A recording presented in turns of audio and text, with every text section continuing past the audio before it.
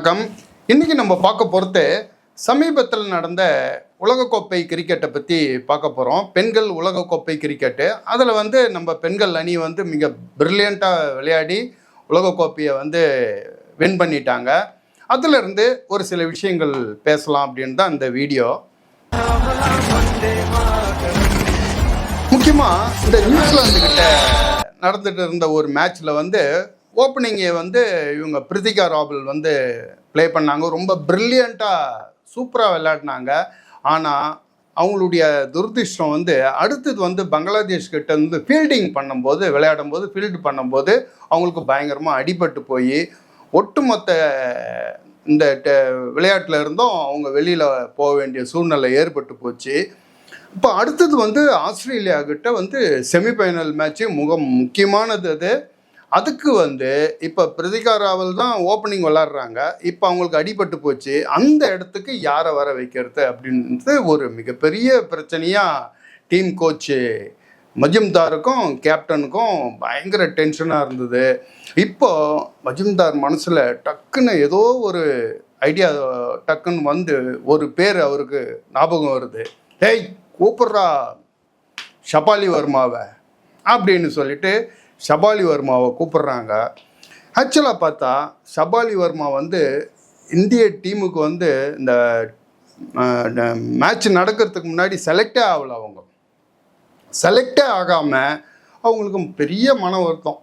Indian டீமுக்காக நம்ம select ஆகலையே, உலகக்கோப்பையில் நம்மளால் விளையாட முடியலையே அப்படின்னு அவங்களுக்கு மிகப்பெரிய வருத்தம் இருந்தது. அந்த வருத்தம் அவங்களுக்கு இருந்தாலும் ஒரு சில அந்த லீக் மேட்ச் எல்லாம் வீட்லேயே டிவியில் உட்காந்து பார்க்குறாங்க.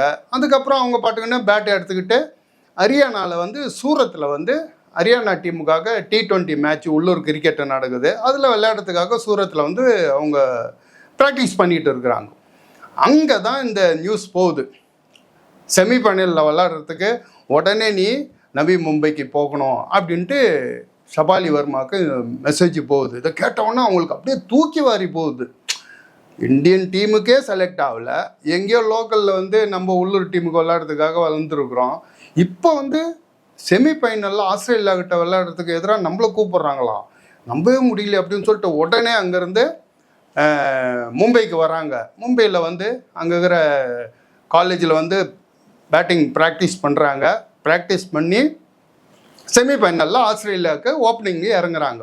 ஆனால் அவங்களுடைய லக்கு அதுலேயும் வேலை செய்யலை. 10 ரன்லேயே ஷபாலி வர்மா அவுட் ஆகிடுறாங்க.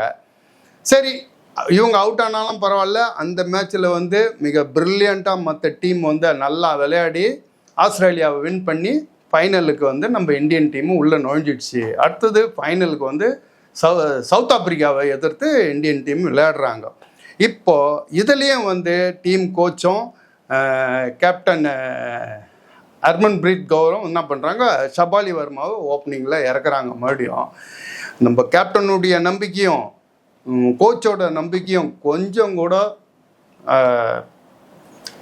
அவங்க தளர விடாத, மனசை தளர விடாத கேப்டனும் கோச்சும் நம்ம மேலே எந்த அளவுக்கு நம்பிக்கை வச்சுருந்தாங்களோ அந்த நம்பிக்கைக்கு கொஞ்சம் கூட பங்கம் ஏற்படாமல் மிக ப்ரில்லியண்ட்டாக 78 பாலில் 87 ரன் அடிச்சு அந்த இந்தியன் டீம் அதில் ஏறக்குறைய 298 ரன் அடிக்கிறதுக்கு முக்கிய காரணமாக ஷபாலி வர்மா திகழ்ந்தாங்க.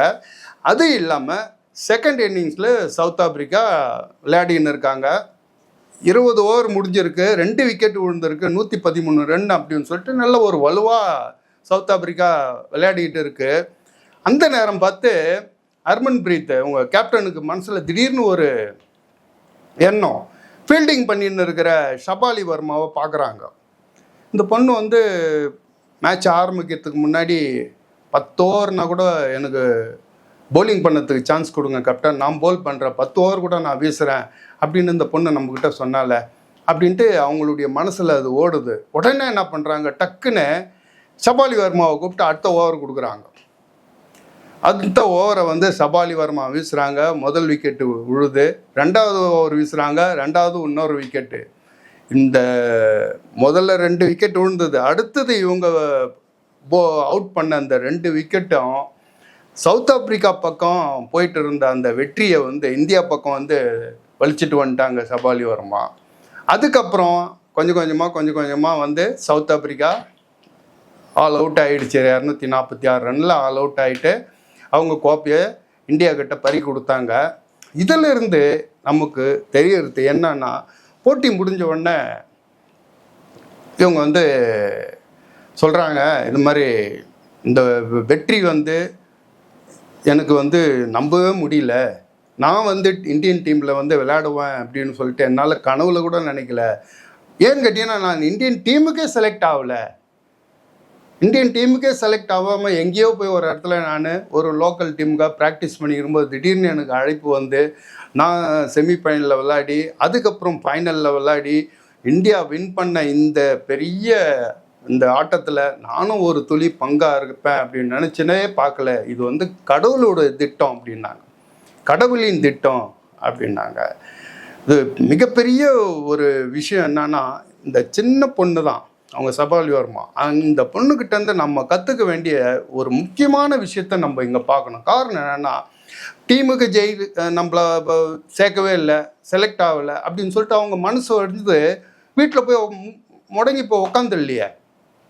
சரி, இன்னைக்கு இல்லை, நமக்கு ஆப்பர்ச்சுனிட்டி வரும், அப்போ நம்ம பார்த்துக்கலாம் அப்படின்னு சொல்லிட்டு அந்த தகுதியோடு காத்திருந்தாங்கல்ல.